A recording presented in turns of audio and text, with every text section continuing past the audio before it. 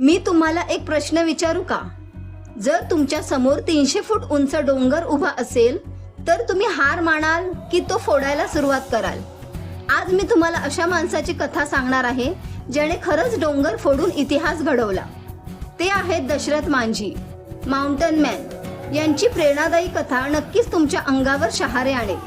बिहारच्या गया जिल्ह्यातील एका छोट्याशा गावात राहणारा एक सामान्य मजूर दशरथ मांझी, ज्यांच्याकडे न संपत्ती होती न मोठी साधनं, पण त्यांच्याकडे होतं एक अफाट धैर्य.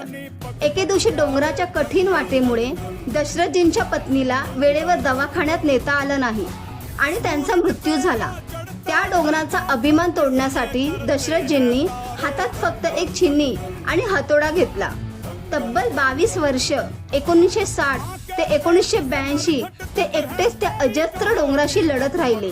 लोक त्यांना सणकी म्हणायचे, वेडा म्हणायचे, त्यांची थट्टा करायचे, पण दशरथजींनी हार मानली नाही.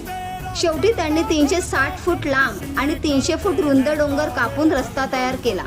यामुळे 55 किलोमीटरचे अंतर केवळ 15 किलोमीटरवर आले. दशरथ मांझी आपल्याला शिकवतात की परिस्थिती कितीही कठीण असली तरी तुमची जिद्द मोठी पाहिजे. ते नेहमी म्हणायचे, जोपर्यंत तोडणार नाही तोपर्यंत सोडणार नाही. जेव्हा तुम्हाला वाटेल की तुमचं ध्येय खूप लांब आहे तेव्हा या माउंटन मॅनची आठवण काढा. जर एक माणूस डोंगर फोडू शकतो तर तुम्ही तुमची स्वप्न नक्कीच पूर्ण करू शकता.